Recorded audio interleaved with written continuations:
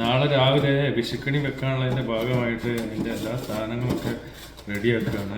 വിളക്കൊക്കെ പൊടി ഒഴിച്ച് കിടക്കുക. അപ്പോൾ അതൊക്കെ ഒന്ന് നല്ല ക്ലീനാക്കി.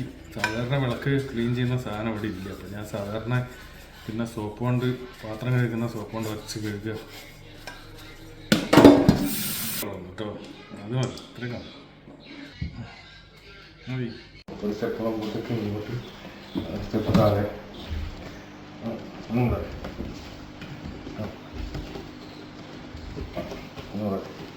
സ്റ്റെപ്പ് ഇങ്ങോട്ട് സ്റ്റെപ്പ് ഇങ്ങോട്ട്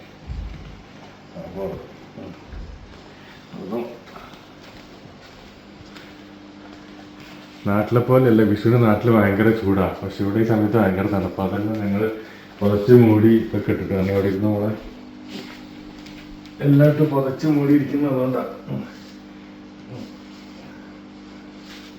നീ കണ്ടോ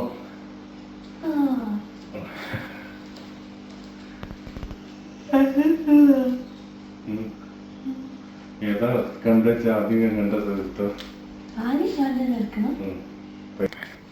ഇത് പൂവ് പുറത്ത് ഡാലിയ പൂവാ. നമുക്കിവിടെ കണിക്കൊന്നും ഇല്ലല്ലോ. ഇപ്പൊ ഡാലിയ പൂ കുറച്ച് വെച്ചോ.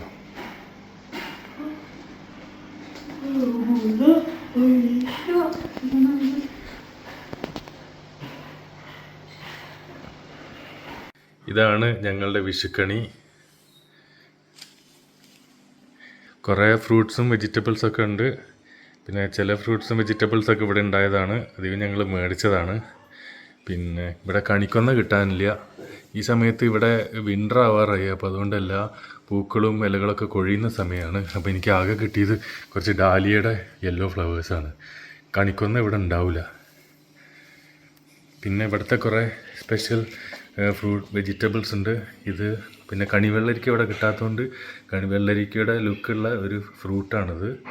അത് കറി വെക്കുന്നതല്ല, നമ്മൾ മുറിച്ച് തിന്നുന്നതാണ്.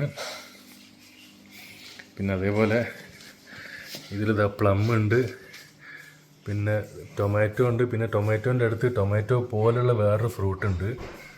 അതിൻ്റെ പേര് പെർസിമം എന്നാണ്. പിന്നെ ഇവിടെ കൃഷ്ണൻ്റെ പ്രതിമയൊന്നും കിട്ടാനില്ല. അപ്പോൾ അതുകൊണ്ട് ഇവിടെ ജീസസിൻ്റെ ഒരു പ്രതിമ വെച്ചിട്ടുണ്ട്. പിന്നെ അപ്പുറത്ത് ഇതൊരു ബുദ്ധൻ്റെ പ്രതിമയും വെച്ചിട്ടുണ്ട്. പിന്നെ ബാക്കി നമ്മുടെ ഈ സാധനങ്ങളൊക്കെ ഉണ്ട്, നമ്മൾ സാധാരണ വയ്ക്കുന്ന അരി, നാളികേരം. ഇവിടെ ഓരോ കറികളൊക്കെ റെഡി ആയിക്കൊണ്ടിരിക്കുകയാണ്.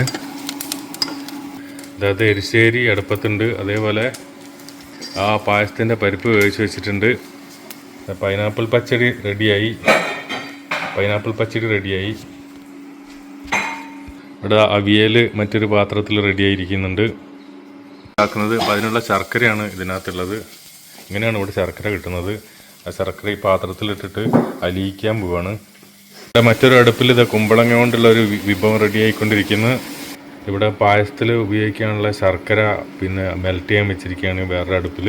പുറത്ത് ഞങ്ങൾക്കൊരു കിച്ചൺ ഉണ്ട്. ആ കിച്ചണിൽ പിന്നെ ഇവിടെ സാമ്പാർ റെഡി ആയിക്കൊണ്ടിരിക്കുന്നത്. അങ്ങനത് ഒരേ സമയം 4ഉം 5ഉം അടുപ്പിൽ ഒരുമിച്ചാണ് പാചകം ചെയ്യുന്നത്. ജിഷയാണ് അതിൻ്റെ നേതൃത്വം നൽകുന്നത്. ഞാൻ പാത്രങ്ങളൊക്കെ കഴുകി കൊടുക്കുന്നു, പിന്നെ ഇളക്കി കൊടുക്കുന്നു. ഇതൊക്കെയാണ് എൻ്റെ പണി.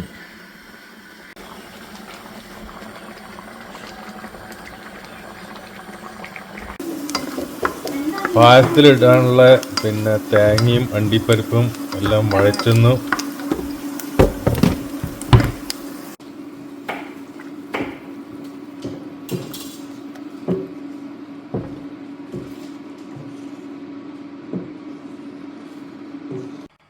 അങ്ങനെ വിഷു സദ്യയുടെ വിഭവങ്ങളെല്ലാം റെഡിയായി. ഇത് സാമ്പാർ, അവിയൽ,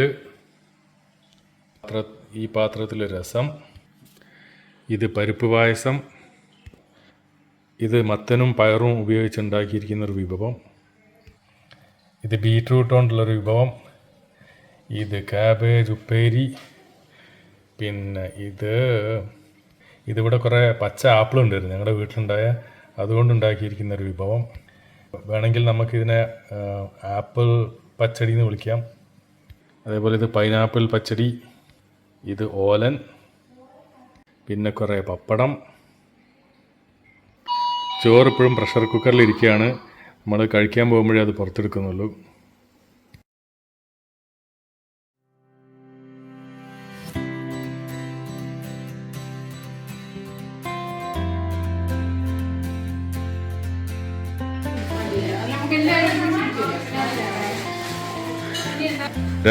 രസ പാത്രത്തിലുണ്ട്.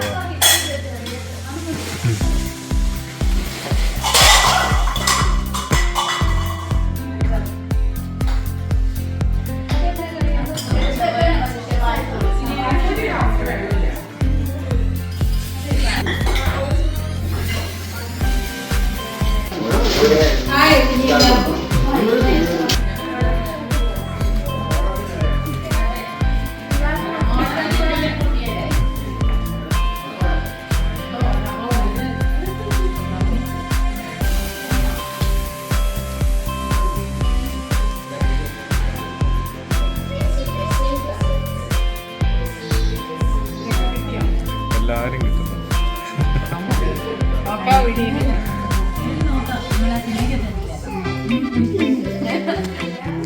ഇവിടെ ഒന്ന് കണ്ടു, മറ്റേ പ്രേമലു നാട്ടിൽ കണ്ടു, ഒരു സിനിമ മഞ്ജുമൽ ബോസ് നാട്ടിൽ കണ്ടു. ആകെ 6 ദിവസം 2 സിനിമയ്ക്കും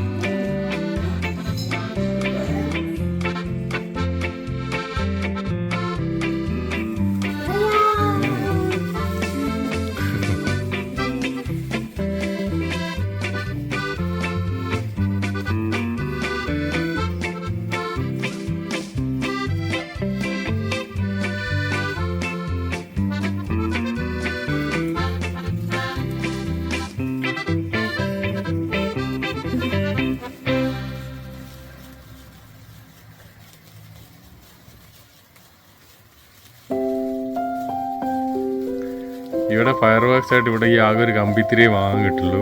പിന്നെ മറ്റേ ടൈപ്പ് ഫയർ വർക്ക്സ് വച്ചുണ്ടാകുന്നതൊന്നും ഇവിടെ ലീഗലല്ല. അപ്പോൾ നമ്മളാകെ ഈ കമ്പിത്തിരിയാണ് നമ്മുടെ വിഷുവിൻ്റെ വടക്കം. കമ്പിത്തിരി കൊണ്ട് ഇങ്ങനെ ഓരോ സർക്കസ് കാണിക്കുക, അത്രേ നമുക്ക് ചെയ്യാൻ പറ്റുള്ളൂ.